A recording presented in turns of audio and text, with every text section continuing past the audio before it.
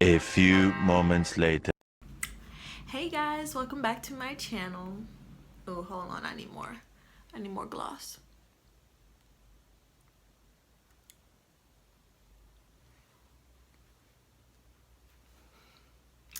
Shameless plug.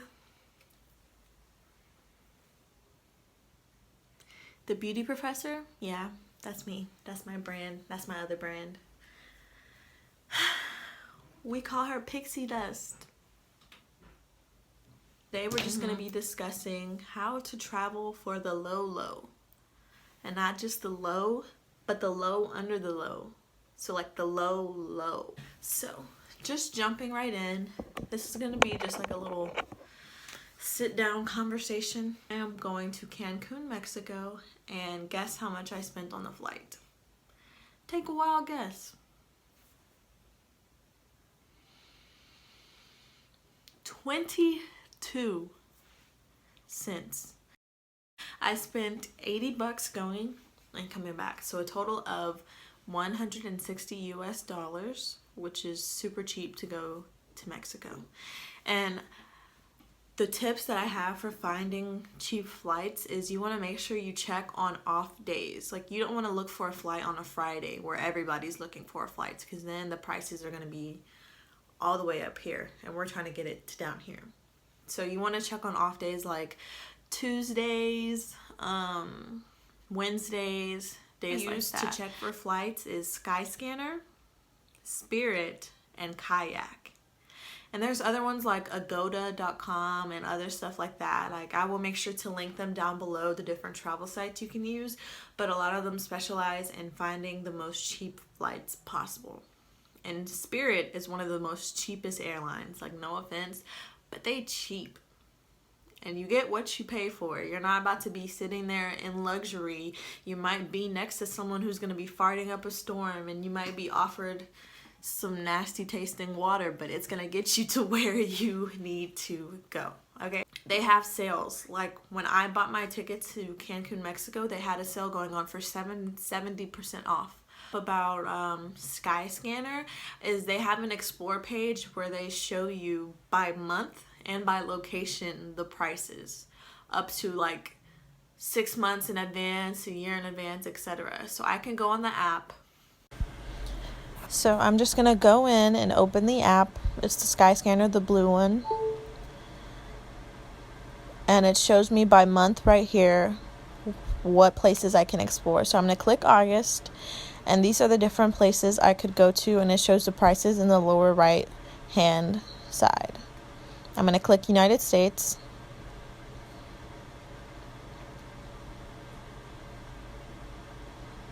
And it's going to go ahead and show me the places I could go and for the price. So I'm going to go ahead and click Fort Lauderdale. And a round trip is only $47. So I'm going to click the $47, and it's going to pull up what airline is going to cost me that much, which is going to be Spirit. Once you book your flight, the thing about Spirit is they charge you for bags. There's some airlines that don't charge. They have, like, you automatically get one carry-on included in your price. Spirit, you have to buy your bags.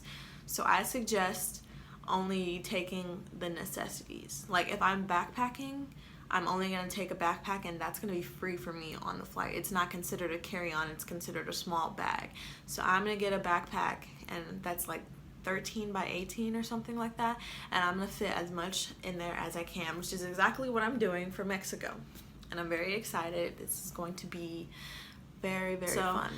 When it comes to traveling, you want to make sure your accommodations aren't too expensive. If you're balling on a budget like me, you can't stay in the fancy resorts and the really nice hotels that are like $200 a night.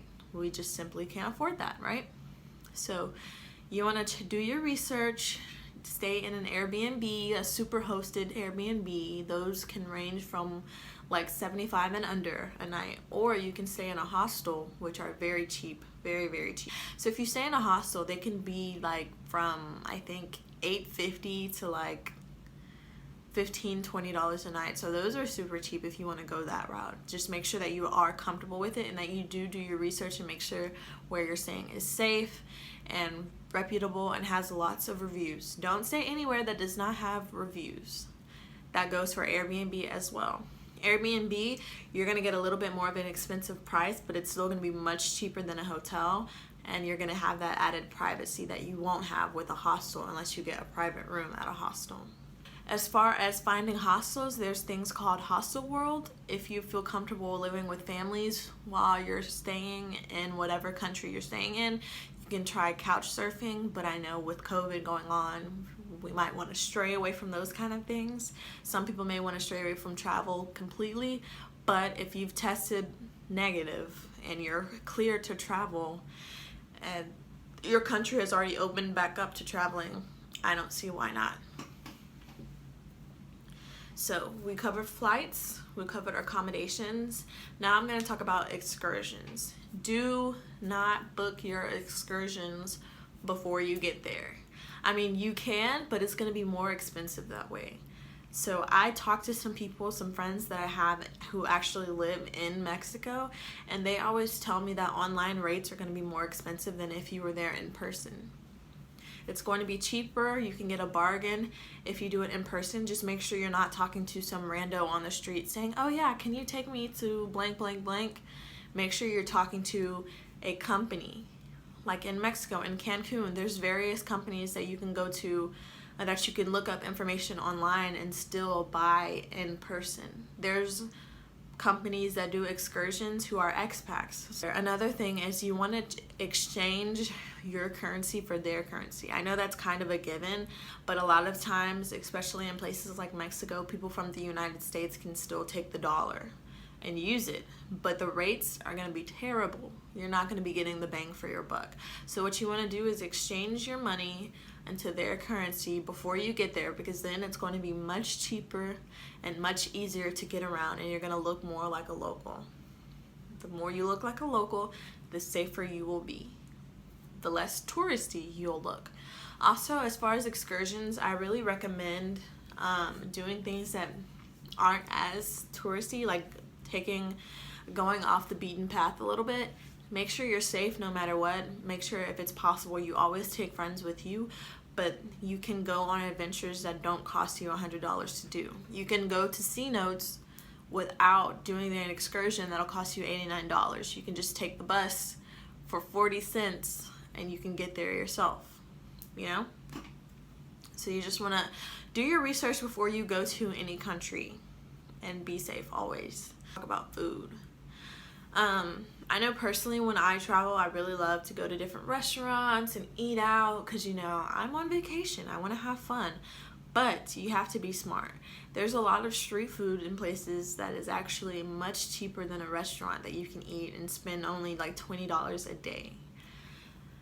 So I think that's very, very affordable. Another means of traveling is cruises.